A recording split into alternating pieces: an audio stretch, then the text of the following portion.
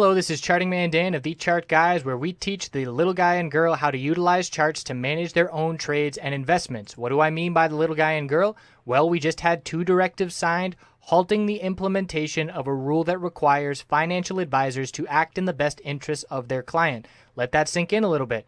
The big wigs on Wall Street can play with your retirement and hard-earned money without your best interests at heart.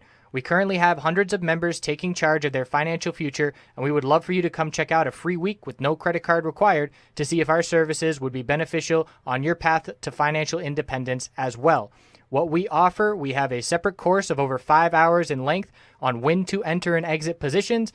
And in terms of what we do daily, we have nightly videos, key levels updated each morning before the bell, 2.5 hours of live daily webcam coverage in the morning and in the afternoon, and over 7 hours of educational videos. All of these links can be found in the description of this video. Come check us out. Thanks for watching. Let's get on to the technical analysis.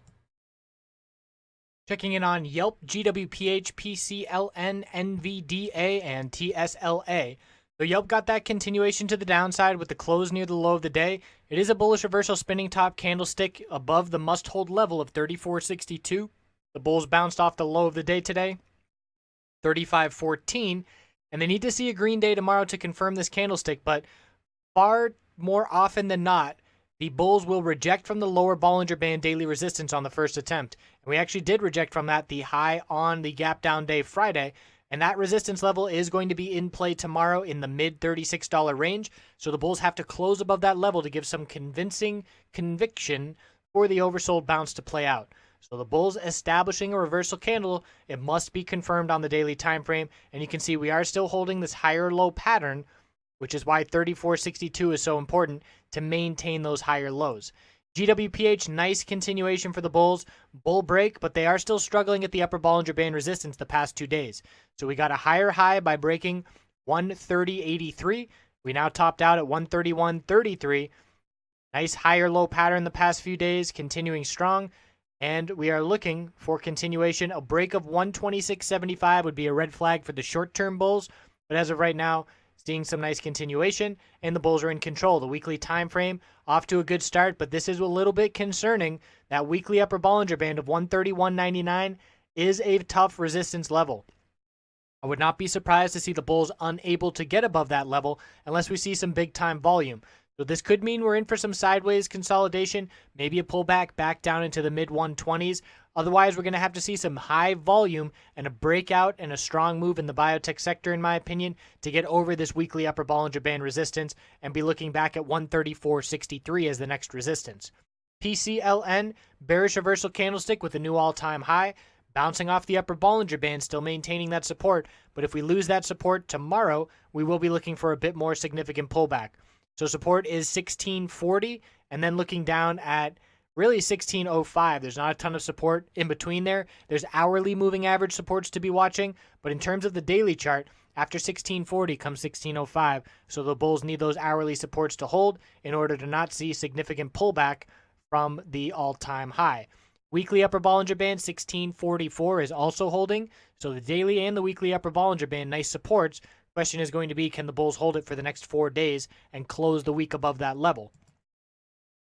NVDA dump continues. So the close near the low of the day indicated the bears had momentum into today. We bounced off of 112.50 this morning, and then as soon as that broke, the next support we were looking at was this middle Bollinger Band, and we fell right through that level as well.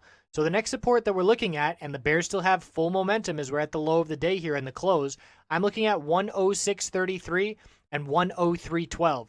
And what I'm more interested in is this weekly chart. Look at this 8-period weekly support, which has held for a year now almost. And we have a double top. So if we have a double top and lose those exponential supports for the first time in a year, we're going to see a bearish MACD cross, a bearish TCG cross, and we're going to be looking down at 101.62.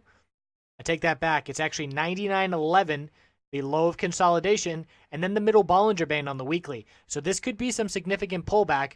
Judging by the magnitude of the downside we've seen in 2 days, I don't expect to just see a straight up drop. I expect to see a little bit of a bounce attempt at the least, but we can be utilizing little bull bounce attempts. We'll be keeping an eye out for a potential bear flag. Again, we're going to have to take it 1 day at a time, but lose these weekly exponential moving average supports. That's a bear signal for the short to mid term.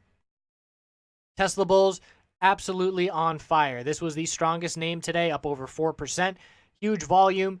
Green Marabozu, breakout continues, and this name has just not looked back. Look at this move. Pretty much the exact same move that we saw back in February, but that was coming after an all-out dump and oversold conditions. And this was coming after a downtrend, but by no means was it a dump that we were recovering from.